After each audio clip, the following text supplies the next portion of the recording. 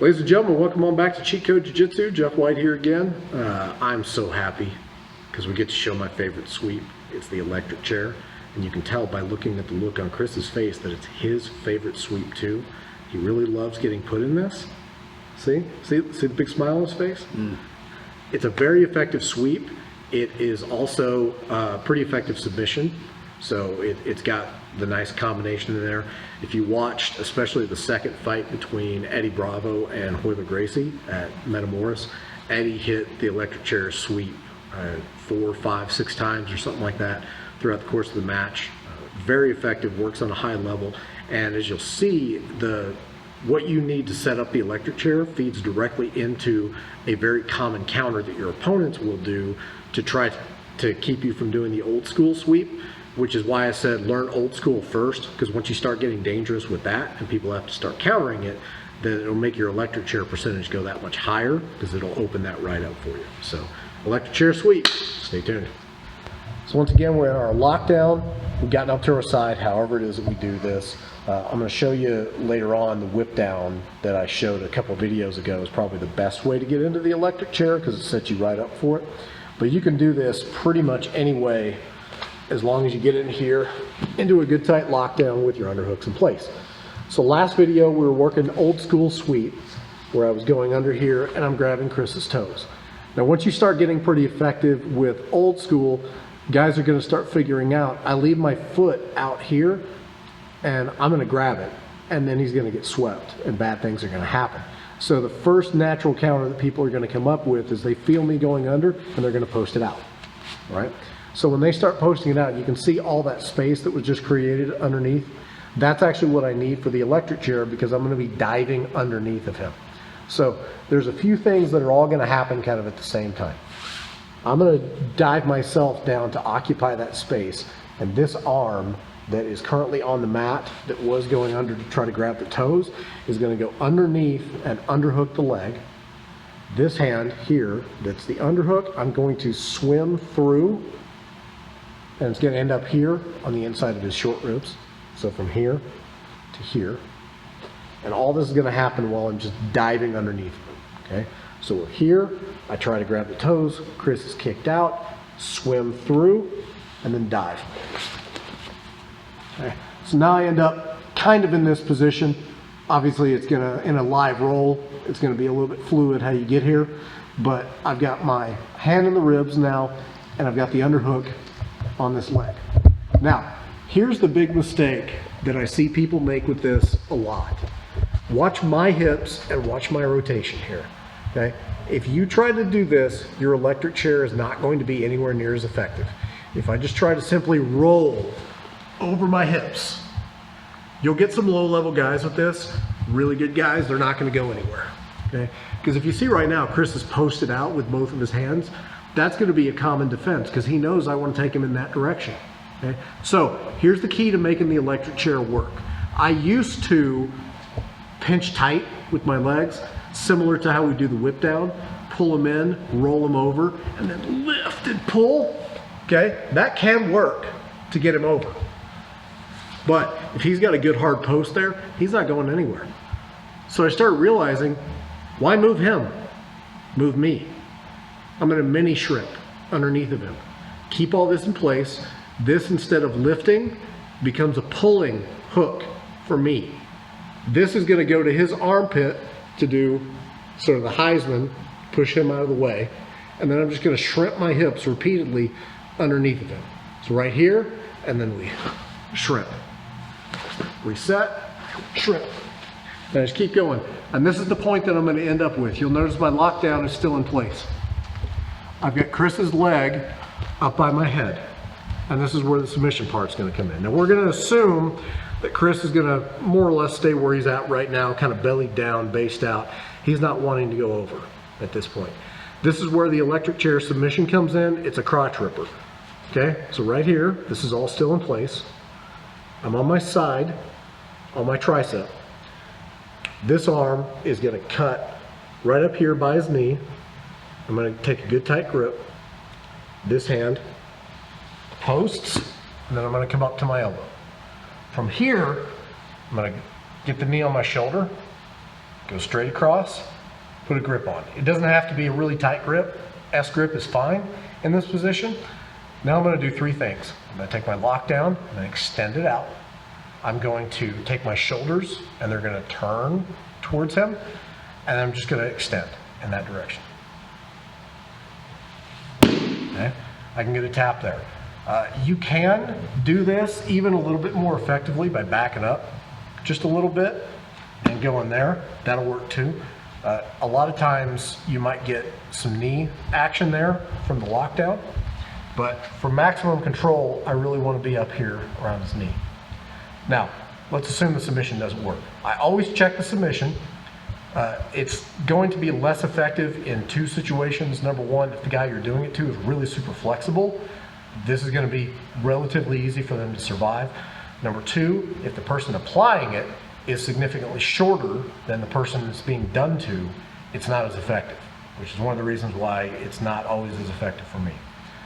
So we're going to assume that I check the submission, I check his flexibility, didn't quite work. Okay, so now I'm going to release my grip, take a good tight grip on the knee. I'm on my elbow here, I'm going to come up to my hand, and now I'm going to dive on top of him, and I'm going to do two things. This hand is going to go around his head. This hand is going to stay under the leg, and ideally I'm going to catch a cradle on it, specifically a side cradle, which I'll show you what I mean in just a second. And through all this, the lockdown stays in place. I still have not moved it. So I'm coming up on top, shooting through, and then I pull in this way. I don't want to catch my cradle here. I'd rather catch it out here. You can probably hear the reaction from Chris. And you'll notice my lockdown is still in place. Okay, so I've gotten to this point. Now I can do whatever I want. Now I can freely let go. Go ahead and re-guard. He's not doing anything. I've got him too tapped up. If I don't catch the cradle and he's got a little bit of mobility in his hips, he may be able to re-guard. I got the sweep, but I didn't get everything that I wanted. And even if I catch my cradle here, he's got enough mobility in his hips, he may be able to do something. This is hard, but he might be able to get out.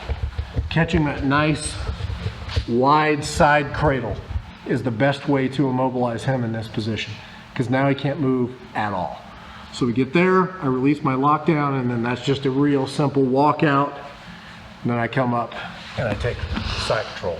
The keys to making that work are the dive under, catch the underhook on the leg and the windshield wiper action with the arm, mini shrimp. I move, he doesn't. The reason why that works is because one of the common counters to this, we'll go towards the camera here. I get this all in place, aim it towards Derek, There you go. So I get here and I'm getting ready to go, and Chris puts both hands on the mat and starts pushing back towards me. Okay? If all I'm trying to do is turn over at this point, I'm not going to get anything, because he's probably going to push me back. Now I've got options from getting back and still having this underhook in place. But if you get underneath and you go right here and he goes two hands on the mat and then tries to push back, I can't push through him, but I can shrimp myself out to the side. Guys may start turning here. Once you catch this submission on them a few times, they'll realize that it's lost at this point. There's no sense in pushing back, so they'll turn. Great. If they turn, just go ahead and keep coming up, catch my cradle, and then walk out. Take my electric chair sweep, and that's all good. If they do base out and they stay chest and belly down, that's where we check the submission. Submission's not there, no problem. We'll just move forward to the sweep. So as I said, one of the best places to set this up from the very beginning is from doing the whip down. If you don't get the sweep on the whip down, you'll actually get the underhook and be able to come up in a position that Eddie Bravo calls electric underhooks, because it's such a great setup for the electric chair. So to recap the whip down, Chris has got the underhook. I'm trying to get it, he's real dedicated, and what I'm going to do is I'm going to pinch, bring these up, and then strike down. As we said, if he stays dedicated on the underhook, I'm not going to get, or I'll get a sweep, because he won't pull that out. Smart guys are not going to fall for that very often, and they're going to post out and then leave this gap here, at which point I swim in When I do this, I always go in right here at the elbow and I block here, and then this hand right here is actually going to sweep in and go underneath of this leg. If you get it really hard and he's way far over, you may be able to set the electric chair up from here. Usually the way it comes on though is block, and then when I turn back, this is going to turn into a nice underhook. This will turn into an underhook on the leg, and then I can just float immediately into the electric chair. So whip down, I caught the underhook, I go underneath,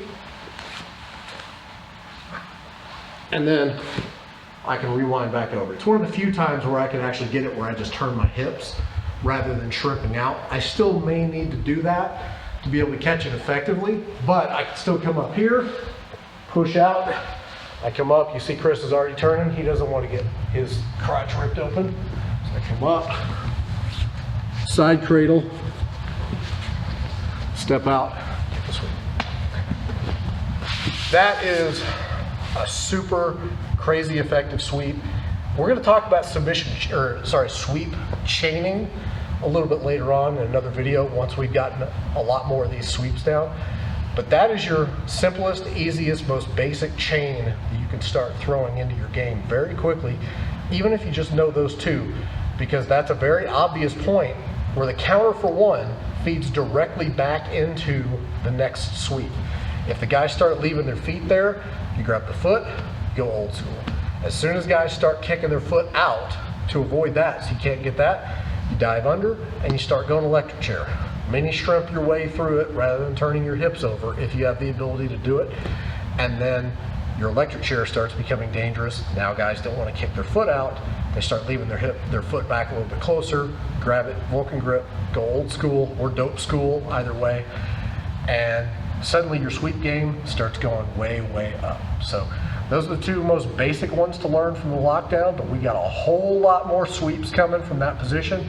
Come back next time, we're gonna start working some things we're trying the electric chair, but the electric chair isn't quite working because of counters that he's doing because he doesn't want to go over. So if you like the video, make sure you smash that like button, subscribe to the channel, and turn on notifications. You'll get a notification every time we upload a new video.